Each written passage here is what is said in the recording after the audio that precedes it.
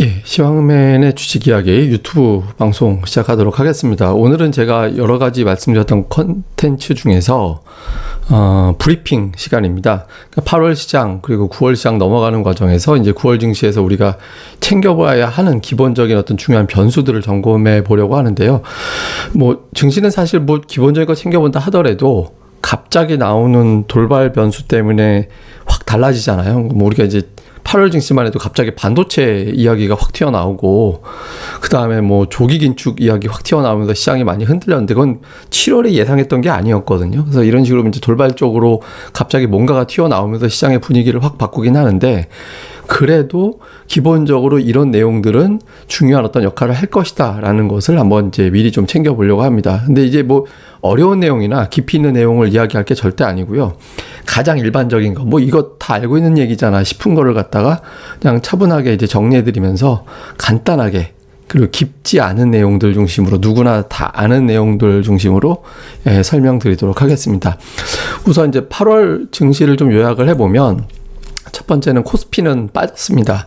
2개월 연속 하락했어요. 그러니까 마지막 날 확 올라와서 그렇지 마지막 날 전일까지는 한 마이너스 2% 정도 빠졌었는데 이제 마지막 날 확 올라와서 어쨌든 그럼에도 불구하고 2개월 연속 하락했다. 이게 이제 첫 번째 요약이고 두 번째는 삼성전자 같은 대형 반도체주들이 좀 이슈가 됐던 그런 상황이었죠. 삼성전자가 좀 속썩이는 그런 역할을 했었잖아요. 삼성전자가 좀 자주 등장을 했던 그런 상황이었고 세 번째는 외국인들이 많이 팔았죠. 뭐 주간 한 주에 규모로는 최대 매도를 했었잖아요. 시가총액 비중으로는 한 5위가 뭐 시가총액 대비 순매도 규모는 한 5위 정도 됐지만 절대적인 규모 면에서 보면 일주일 동안 순매도 금액으로는 역대 최대 기록이었을 겁니다. 아마 하여튼 그 정도 기록이 나오면서 외국인 투자들이 결과적으로는 6조 2천억 원. 그러니까 마지막 날 순매수가 들어와서 그렇지 실제로는 7조 원 이상 매도했었거든요. 그리고 그런데 전기전자 업종을 7조 5천억을 팔았어요.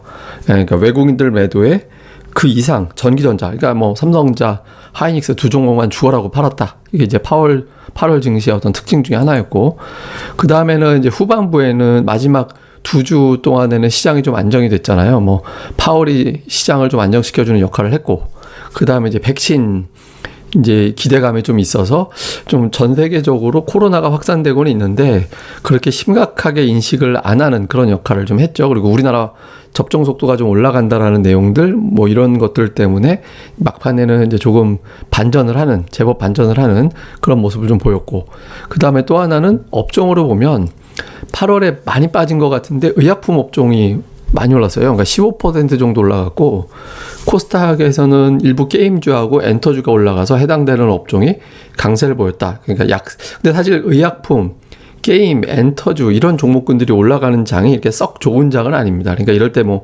시장이 광범위하게 다 올라가서 뭐 되게 강세장이야 이런 느낌을 주는 장은 아니거든요. 특히 의약품, 게임 업종이 갈 때는 조금 뭔가 의심이 많은 장이 이렇게 되거든요. 그래서 8월 증시 전반적으로 이런 종목이 강했다라는 거는 의심이 많았던 한 달이었다. 이렇게 이제 보면은 될 것 같습니다. 자, 그럼 이제 우리가 이제 9월로 넘어왔는데, 그 9월 증시는 어떻게 돌아갈 거냐. 근데 역대 9월 증시를 한번 제가 찾아봤어요. 쭉 찾아봤더니, 그러니까 2015년부터 찾아봤거든요. 근데 보시다시피 코스피는 2015년 이후에 9월에 다 올랐어요. 예, 근데 이제 2019년에 4.8% 거의 5% 올라간 걸 빼고 나면 올랐다고 하기에는 좀 애매하죠. 그래서 그냥 조금 올랐네 정도 느낌이잖아요. 그러니까 이제 어쨌든 이제 9월에는 올랐다. 반면에 이제 코스닥은 세 번 오르고 세 번 빠지고. 근데 역시 이제 올라가도 내려가도 엄청난 변화는 없었습니다. 그러니까 코스피든 코스닥은 우리나라 이제 9월 증시가 최소 그렇게 나쁘지는 않았다라는 건데, 그러니까 특이한 건 뭐냐면 그 코스피 6번 다 올라가는 동안에 외국인들이 코스피 시장에서 매수한 거는 한 번밖에 없었어요. 예, 나머지는 다 매도했거든요. 근데 매도했다 하더라도 보시면 제일 많이 팔았던 게 1조 7천억. 한 달에 한 20거래일 정도 되니까 1조 7천억이면 사실 별거 아니잖아요. 그 지금 지난 8월 같은 경우는 하루에도 저 정도 매도가 나왔었는데, 그러니까 외국인들이 적극적인 시장 참여하지 않았고, 그런데도 코스피는 어쨌든 그냥 적당히 올랐다. 예, 나쁘지 않았다. 그러니까 그렇다면 이번에도 그렇게 돼서 또 올라갈까? 올라갈 수도 있지 않을까? 이런 기대감은 가져볼 만하죠. 그러면 이제 이렇게 되려면 투자자들이 몇 가지 전제 조건이 좀 있을 거예요. 예를 들면 제가 이제 의심이 시장에서 늘어나 있다 이런 말씀을 드렸잖아요. 그러니까 그동안의 시장의 구도를 보면 백신 접종을 할 것 같아. 곧 그러니까 지금 이미 이제 상당히 접종이 진행이 됐습니다만 기존에는 백신 접종을 할 것 같다라는 막 상상력만 가지고 증시가 막 올라갔잖아요. 그러면 경제 정상화가 될 거고, 그러면 기업들의 실적이 확 올라갈 거고, 그럼 주식시장에 자금이 들어올 거다 이런 게 있었고, 다음에 플러스 알파로는 미국의 이제 부양 정책, 그러니까 뭐 바이든 정부 등장하면서 그때 무슨 얼마짜리 뭐 1조 달러짜리 몇 조 달러짜리 뭐 현금 지급하는 정책이 시행되네 막 이런 것들이 있었잖아요. 그다음에 우리나라도 이제 대선 앞두고 막 정책 같은 거 가동이 되려고 할 거고, 그러니까 이런 것들이 이제 플러스 알파가 돼서 그 기대감, 뭔가 희망 막 이런 것들이 되게 정해졌었거든요. 근데 그 백신 접종했음에도 불구하고 코로나 수치가 계속 올라가니까 이걸 의심하게 만들었잖아요. 그 다음에 또 하나는 정책 효과의 실종. 왜냐하면 이제 미국에서도 추가 인프라 투자안이라든가 이런 게 나오긴 하지만 각국에서 부양책을 걷어들이는, 예를 들면 뭐 금리 인상이라든가 그러니까 이런 어떤 정책들이 그러니까 조금씩 부각이 되는 상황이 생겼잖아요. 그러니까 정책 효과도 없고 코로나 상황도 이게 어떻게 될지 모르겠다. 그러면 경제 정상화, 기업들의 실적이 좋아지고 자금이 유입되고 그러니까 이런 상황을 의심하게 만드는 그런 상황이 만들어진 거죠. 그러니까 작년도 11월 제가 이제 시황글 데일리 시황 매일 쓰잖아요. 제 블로그에다 올려드리잖아요. 보시면 시황의 제목에 주로 백신 부양, 백신 이게 제목이었어요. 그러니까 그만큼 뉴스에 그 백신에 대한 기대감 이런 것들이 굉장히 많았다라는 거였거든요. 근데 최근에 이제 7, 8월 동안에 델타 변이가 이슈가 되면서 이런 의심이 늘어나고 그러니까 이런 것들이 이제 투자자들의 발목을 잡는 그런 역할을 좀 했던 거죠. 근데 이제 요 확진자 추이도 실제로 보면 이게 우리나라하고 이제 미국 추이거든요. 우리나라 갑자기 확 올라갔잖아요. 최근에 조금 이제 꺾이는 모습이 나왔습니다만 그렇게 됐고, 그러니까 미국 같은 경우도 피크 때보다는 덜하긴 하지만 어쨌든 미국도 가파르게 올라가는 모습이 나왔잖아요. 그러니까 투자들이 뭔가 좀 불안하다. 이러다가 또 다시 거리두기 강화, 그러니까 방역 강화되고 또 이제 무슨 어려워지는 거 아니냐. 그러니까 이런 것들이 투자자들에게 걱정을 하게 만드는 그런 요인이 좀 됐다라는 거죠. 그래서 이게 이제 좀 발목을 잡았고, 여기에 또 하나 그 외국인 투자자들이 이런 걱정 때문인지 몰라도 우리가 뭐 외국인이 왜 팔았는지 붙들고 물어볼 수가 없으니까 이제 좀 봐야 되는데 그 매도를 정말 많이 했잖아요. 지금 그 우리가 이제 비교를 해보면 8개월 연속 올라갔었잖아요. 그 전까지 7, 8월 빠지기 전에 8개월 동안 올라갈 때 저 수급입니다. 그 기간 동안에 잘 보시면 개인이 월 평균 7조 원을 샀어요. 작년 11월부터 6월까지. 그러니까 7조 원을 샀는데 외국인들이 하루 평균 얼마를 팔았냐, 아니 월 평균 얼마 팔았냐면 2조 5천억 정도. 그러니까 저거를 대충 생각을 해보면 한 달에 20거래일이니까 하루 평균 1,000억 조금 더 되는 돈이니까 시장에서 그렇게 겁내할 만한 매도 규모가 아니거든요. 그 정도면. 그러니까 이제 저 정도에서 시장이 이제 올라갈 수 있는 정도였거든요. 근데 지금 7, 8월을 비교를 해보면 7월하고 8월 두 달 동안에 개인들은 매수는 똑같았어요. 그러니까 7조 원 정도. 그러니까 개인들이 이제 매수할 수 있는 평균치가 월 평균 한 7조 원 정도 그대로 유지가 됐거든요. 근데 외국인들이 5조 7천억을 한 달 평균 팔았어요. 근데 저게 그 8월 마지막 거래일에 1조 원 이상 매수가 들어와서 조금 지수가 좀 왜곡되긴 했는데 그거 빼고 나면 6조 원이 넘는 거거든요. 월 평균. 6조 원이 뭐야? 6조 원대 중반 정도까지 순매도가 나오게 되는 거죠. 월 평균. 그러니까 외국인들이 기존에 매도하던 거 2배 이상 팔았거든요. 그러니까 지수가 개인들의 매수는 비슷한데 외국인들이 2배 이상 팔아버리니까 8개월 연속 올라가던 게 그 밀려버리는 그런 상황이 만들어지게 된 거죠. 그러니까 1,000억 정도 외국인들이 하루 평균 팔 때는 견딜만 한데 완만하게 올라갈 수 있는데 그 이상 매도를 해버리니까 이제 지수가 좀 올라가기가 좀 어려운, 좀 헤매다가 그나마 박스권 3,200, 3,300 돌다가 좀 버티기가 좀 어려운 상황이 생겨서 뒷부분에 악재 나오면서 확 밀린 거죠. 그러니까 호재거리 던져지는 것도 없고 걱정은 의심은 늘어나고 외국인들은 여기다 대고 팔고 하니까 이제 시장이 좀 밀려버리는 그런 상황이 만들어졌습니다. 그리고 특히 외국인들 수급에서 어떤 특성이 있었냐면 정말 그 한 놈만 패는 그런 형태가 만들어졌어요. 그 외국인들이 저 11조 3천억을 두 달 동안 팔았다라고 제가 말씀을 드렸잖아요. 7, 8월에 삼성전자 플러스 SK 하이닉스를 11조 7천억을 팔았어요. 네, 전체 매도 금액 대비 그 이 두 종목이 차지하는 비중이 100%가 넘어요. 근데 이게 마지막 날 좀 왜곡이 된 게 있거든요. 그래서 마지막 날 전날까지를 좀 봐야 좀 정확할 것 같은데, 마지막 전날까지는 어느 정도 됐었냐면 전체 외국인 순매도 대비 두 종목의 매도 비중이 한 85% 정도 됐었어요. 예, 이 기간 동안에 삼성전자가 한 5% 빠졌고 SK하이닉스가 17%가 빠졌거든요. 삼성전자가 전체 시가총액의 20% 차지하잖아요. 그 하이닉스는 한 3, 4% 정도 차지하죠. 그러니까 두 종목이 저렇게 빠져버리면 지수가 2% 이상 밀릴 수밖에 없거든요. 그러니까 두 종목이 눌려버리면서 시장이 빠져버리는 그런 형태가 된 거죠. 그러니까 실제로 이제 외국인 투자들이 보시면 삼성전자에다가 삼성전자 우선주 합쳐가지고 9조 원 넘게 팔았고, 하이닉스 2조 4천억이나 팔았잖아요. 이렇게 되면서 시장이 견디기가 좀 어려웠다. 대신 이제 매수 열심히 한 거 보면 이제 이 기간 동안에 삼성 SDI 뭐 이런 거죠. 카카오뱅크 뭐 이런 종목을 좀 매수를 했죠. 근데 이게 이제 상반기 때는 사실 그 정도가 아니었거든요. 상반기에 보시면 전체 순매도가 56조 원이었거든요. 상반기. 그러니까 작년 11월부터 6월까지 8개월 동안 이때 외국인들이 56조 원 팔았는데 그 중에서 삼성전자 매도는 18조 원. 그러니까 전체 매도 비중에서 32%밖에 안 됐어요. 예, 근데 이 기간 동안에 매도 비중이 적다 보니까 외국인들은 사지도 않았는데 삼성전자가 42%가 올라가고 SK하이닉스는 59%나 올라갔었거든요.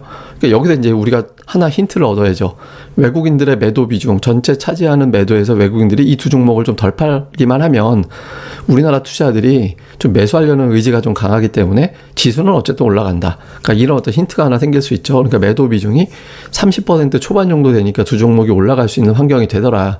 매수해주면 더 좋았겠죠. 근데 어쨌든 팔더라도 이 정도 비중을 만들어줬을 때는 올라갔다, 두 종목이. 그러니까 요게 이제 하나의 어떤 중요한 특성이 되죠. 근데 이게 좀 중요한 게 이 두 종목이 올라가지 않으면 다른 종목들 가지고는 지수를 움직이기가 어렵기 때문에 이게 이제 조금 움직임이 나와주는 게 되게 중요하거든요. 그래서 좀 7, 8월 두 달 동안은 그런 면에서는 좀 쉽지 않았다, 이렇게 볼 수 있겠죠. 그러면 이제 지수가 이제 올라가야 될 텐데 9월에는 8월엔 저래서 좀 고전했다라고 치고 올라가야 되는데 우선 이제 코로나 상황을 좀 봐야겠죠. 근데 코로나 상황이 제가 이제 아까는 확진자 추이만 보여드렸잖아요. 근데 지금 사망자 추이를 딱 보여드리면 뭔가 조금 느낌이 좀 다르죠, 아까하고. 확진자는 많이 올라가서 한참 피크 때하고 비교를 해보면 한 60%, 70%까지 확진자가 근접했는데 사망자 수는 피크 때하고 생각을 해보면 한 3분의 1이 될까 말까? 뭐 그 정도거든요. 3분의 1 정도. 그러니까 사망자가 급증하지 않다 보니까 이게 이제 그 방역의 최우선은 이제 사망자 수가 를 관리하는 게 우선이거든요. 중증 환자가 안 생기는 거. 그러니까 만약에 코로나로 죽는 사람이 없다면 그냥 저건 독감 취급받는 거잖아요. 근데 사망하는 사람이 많아지니까 이제 걱정을 한 건데, 백신 때문인지 몰라도 확진자가 증가하는 속도 대비 사망자 증가 속도가 따라가지 않는다. 그러니까 요거는 경기를 극단적으로 막을 상황은 아니지 않나. 그래서 좀 코로나가 좀 안정될 수 있다라는 희망이 생긴 거. 아까 이제 발목을 잡은 건 코로나 때문에 나빠지면 어떡하지라는 걱정인데, 요거는 살짝 사람들이 극단적인 걱정을 안 할 수 있도록 그러니까 만들어주는 그런 측면이 있죠. 그 다음에 이제 또 하나는 뭐냐면 그 시장을 끌어줄 수 있는, 그러니까 코로나 상황이 좀 진정돼야 된다, 이게 있을 거고, 또 하나는 뭐냐면 그러니까 시장을 굉장히 강하게 끌어줄 수 있는 어떤 재료가 일관되게 계속 나오는 재료가 필요하거든요. 제가 아까도 잠깐 보여드렸습니다만은 작년 11월, 12월에 시장의 어떤 메인 그 재료들을 한번 보실 필요가 있거든요. 근데 이거 이제 한번 보시면 뭐 제가 데일리 시황 올 때 11월 이때 이렇게 보시면은 뭐 무슨 백신 뉴스, 코로나 백신 뉴스 매일 등장, 뭐 또 코로나로 갈리는 주도주 백신과 확산 엇갈리는 재료들 막 이렇게 쭉 나오잖아요. 그러니까 12월에도 보시면 뭐 그 백신 이야기가 되게 많았어요. 그다음에 경기 부양, 미국에서 경기 부양 추진하는 거, 이게 뭔가 좀 의지가 되잖아요. 그러니까 시장에서 뭔가 이제 의지가 될 수 있는 이런 종목군들, 그러니까 이런 것들이 뭔가 나와줄 때 시장이 좀 강하게 움직일 수 있거든요. 그러니까 그 9월에 이런 거리가 뭔가 나와줘야 돼요. 그러니까 예를 들면 뭐 사회적 거리두기가 완화가 돼서 경기가 확 좋아질 수 있을 것 같아. 뭔가 좀 그런 느낌이 들어. 뭐 이런 게 됐든 기업들의 실적이 내년도에 확 올라갈 수 있을 것 같아. 뭐 이런 기대감을 줄 수 있는 뭔가가 이제 자꾸 던져줘야겠죠. 그러니까 그런 것들을 뭐 아니면 뭐 중국에서 뭐 그러니까 예를 드는 겁니다. 그렇게 하겠다는 게 아니라 그러니까 미친 듯이 경기 부양을 할 것 같아. 뭐 이런 거 있잖아요. 예를 들면 뭔가 의지할 수 있는 뉴스거리가 뭔가 나와야 돼요. 그러니까 그런 게 자꾸 던져지면 시장에서는 희망을 갖고도 매수를 하게 되거든요. 안 그래도 주가가 빠진 상태이기 때문에 그러니까 과연 이런 게 이제 던져질 거냐. 그러니까 지금으로서는 그 백신 접종이 활발하게 진행이 되면서 확진자가 떨어져 주고 그다음에 경기가 정상화될 수 있겠다. 사회적 거리두기가 완화될 수 있겠다. 뭐 이런 어떤 기대감을 비롯해서 이런 것들이 뭔가 던져지는지가 되게 중요하다. 이렇게 이제 봐야 될 것 같습니다. 그다음에 이제 또 하나는 뭐냐면 주도주. 그러니까 이제 재료, 주포, 주도주 이런 게 되게 중요하거든요. 예를 들면 뭐 이게 현대차가 이제 반짝하다가 말긴 했는데 1월에 뉴스의 대부분은 사실 제 시황글 보시다시피 현대차가 그때 메인 뉴스였잖아요. 그러니까 애플카 이야기가 나오면서 그러니까 이런 어떤 뉴스거리가 계속해서 이제 뭔가 던져지면서 이제 호재거리를 만들어주는 그런 역할을 했잖아요. 근데 이게 이제 중요한 게 뭐냐면 전제 조건이 대형주가 빠지지 않고 이런 종목군들이 등장해주는 게 되게 중요해요. 예를 들어 삼성전자 하이닉스 빠지는데 저런 거 뉴스 등장해봐야 지수가 상쇄돼 버리거든요. 그러니까 두 종목이 버텨주면서 뭔가 또 이제 버텨준다는 얘기는 올라간다는 얘기예요. 완만하게라도. 그럼 지수 자체가 올라가잖아요. 그럼 사람들이 아 상승이 되는구나. 그러면 지수보다 훨씬 세게 가는 종목을 자꾸 찾게 되거든요. 삼성전자 하이닉스는 뭐 지수를 끌고 가는 종목이라고 치는데 두 종목 말고 지수가 올라갈 때는 몇 배씩 더 크게 올라가는 주도주가 나오잖아요. 그러니까 그런 걸 자꾸 찾게 되고 그쪽으로 자금이 몰리게 되고 그러니까 그런 분위기가 나오게 되거든요.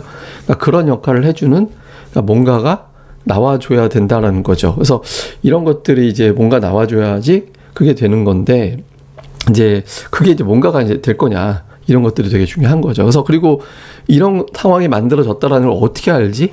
그러니까 이런 게 있잖아요. 그래 이게 나도 모르는데 상승장인가 나도 모르게 하락장인가 이거를 우리가 이제 뭔가 지표로 또 확인을 해야 되잖아요. 그러니까 외국인들이 매수해주고 뭐 하이닉스 삼성전자가 올라가고 이런 것도 중요하지만 이제 주식시장이 올라갈 때 같이 움직이는 어떤 방향을 어떻게 되든 같이 움직이는 지표들이 있습니다. 예를 들면 대표적인 게 그러니까 달러 인덱스라는 거죠. 그러니까 달러 인덱스 같은 게 움직이게 되면 이게 이제 이게 돈이 흔해지는구나. 그러니까 돈이 뭐 어딘가 움켜쥐고 있다가 어디로 굉장히 잘 돌아다니고 있구나.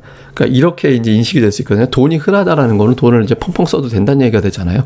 그러니까 달러 인덱스가 내려갈 때 우리나라 이제 신흥시장 쪽에 강세를 보이는 그런 경향이 있겠죠. 아무래도. 그러니까 돈이 미국에서 일로 넘어온다. 그러니까 달러가 흔해진다. 그러니까 우리나라 지금 원달러 환율이 내려간다.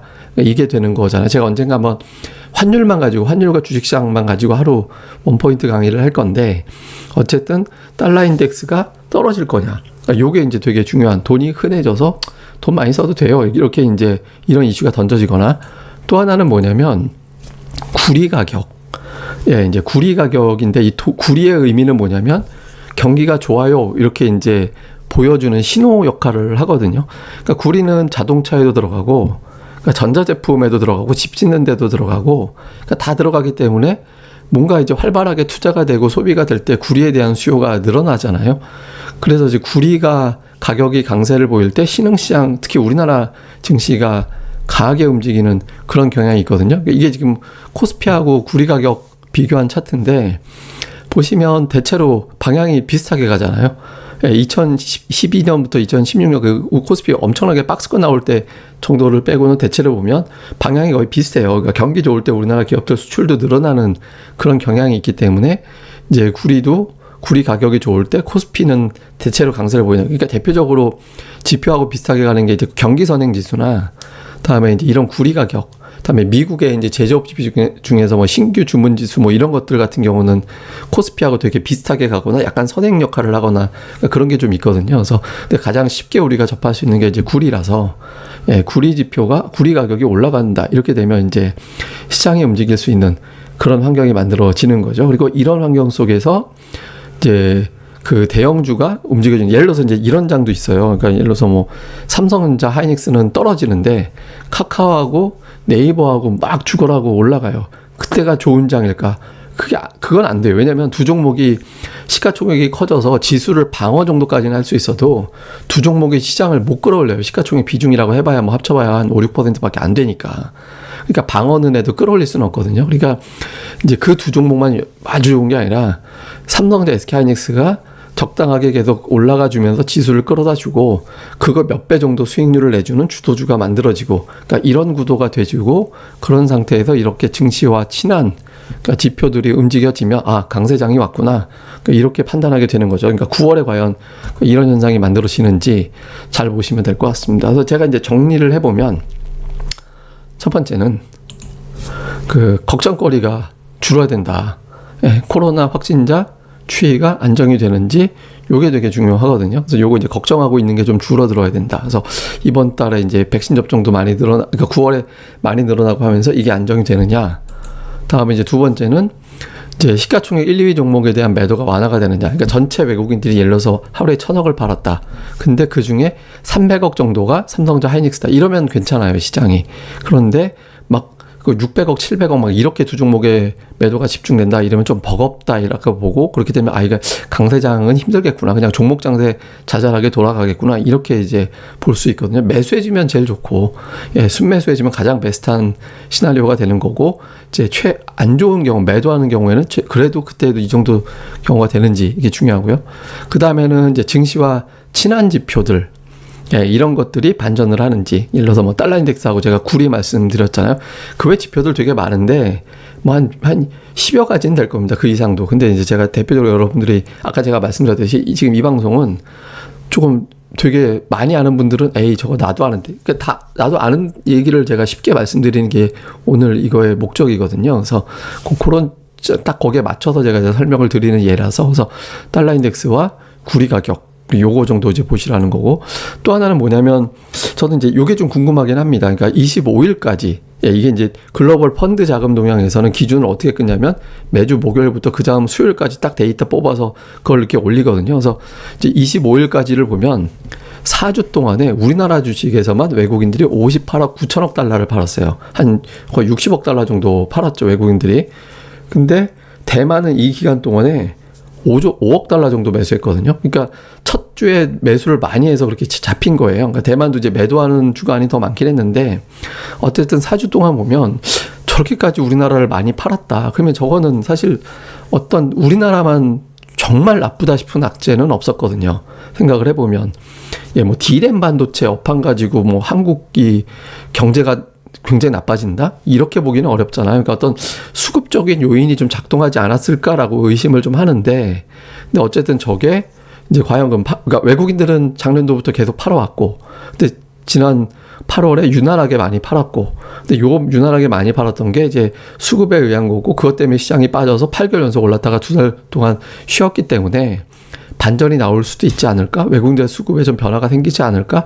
그러니까 이런 어떤 기대감을 투자들이 갖고 있거든요. 그래서 이런 것들이 이제 눈으로 확인되기 위해서는 제가 말씀드렸던 조건들이 걸려지는지 이걸 좀 보시는 게 이게 중요할 것 같습니다. 근데 이제 그냥 이것 중에 하나만 나와도 될 것 같아요. 제가 보기에는 뭐 그냥 달러가 빠지든 뭐 구리 가격이 올라가든 아니면 이제 그 뭡니까 이제 걱정거리 확진자가 줄어들든 외국인들이 삼성전자를 매수해주든 이 중에 하나만 나와도 투자자들이 2달 동안 뭐라고 표현해야 되나? 그러니까 좀 배고팠다고 해야 되나? 그러니까 그런 게 좀 있잖아요. 그래서 이제 투자들이 좀 8월보다는 낫다라고 평가할 수 있거든요. 역으로 이게 더 악화가 된다라면 뭐 8월은 저리 가라 정도로 또 조정이 나올 수도 있겠죠. 그러니까 이제 이 세 개 중에 하나만 시장이 좀 의지할 수 있어도 좀 반전할 수 있는데 그게 과연 나와줄 거냐. 그러니까 이런 것들을 좀 주의 깊게 살펴보시면서 이제 좀 체크를 해보시면 될 것 같습니다. 근데 증시는 늘 그 예상 밖의 이슈가 나와요. 그러니까 지금 제가 아까 말씀드린 대로 기본적인 내용만 제가 설명을 드린 거잖아요. 근데 이제 늘 정말 결정적인 변수는 예측하지 못했던 뭔가가 또 확 튀어나와서 이제 시장의 방향을 정도를 확 빼버리는, 그러니까 악재가 있었는데 호재로 확 뒤바꿔버리거나 기대를 했는데 한 방에 그냥 진압을 해버리거나 이제 이런 어떤 변수 장세로 확 바뀌어버리거든요. 그래서 좀 그런 내용들이 뭐가 될지는 제가 또 계속해서 좀 모니터링을 하고 있다가 내용을 나오면 이번 달은 이거였네요 라고 이제 또 정돈을 해드리는 방송을 하도록 하겠습니다.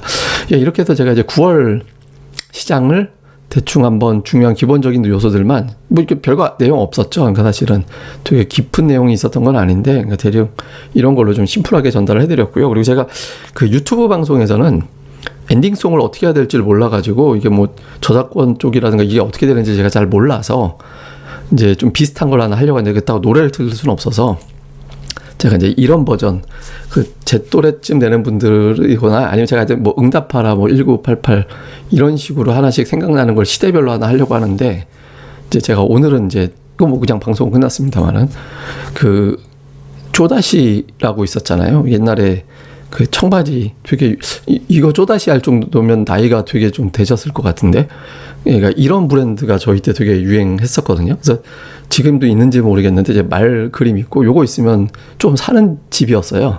네, 저기 이제 나중에는 뭐 쪼다시가 저기서 초등학교 때인가 중학교 때 소풍 갈 때 쪼다시 점퍼 입고 그러고 하고 바지도 한 벌 있었는데 이런 브랜드가 있었고 요게 이제 히트치면서 우리나라 이제 청바지 브랜드가 갑자기 이것저것 막 들어왔잖아요. 그 다음에 이제 나왔던 게 이 서지오 바렌테라는 이제 브랜드가 들어와서 이게 또 한참 또 히트를 쳤죠. 저도 이거 하나 있었어요. 그러니까 청바지인데 세로 줄무늬가 이렇게 좀 스프라이트라고 그러나요? 그러니까 세로 줄무늬 쭉쭉쭉 가 있는 청바지를 제가 입고 다닌 기억이 있거든요. 그래서 이제 이런 게 좀 있었고 그 다음에 이제 나왔던 게 유망이라고 그 옛날에 이제 SS 패션이었을 거야. 아마 이제 삼성에서 만든 거기 때였던 걸로 기억이 나는데 이게 이제 그 금속으로 된 징이 이제 주머니 쪽에 박혀 있는 되게 파격적인 청바지였거든요. 저도 이것도 있었네요. 생각해보니까 요걸로 이렇게 했죠. 이게 이제 3대장. 예, 이게 있다가 조금 이제 지나면서 좀 저렴한 청바지가 하나 튀어나왔죠. 그때 이제 핀토스라는 그 저렴한 청바지가 한번 나왔잖아요. 그래서 이제 요게 이제 한동안 돌아가다가 이 이후에 이제 외국에서 들어온 3대장이 히트를 쳤죠.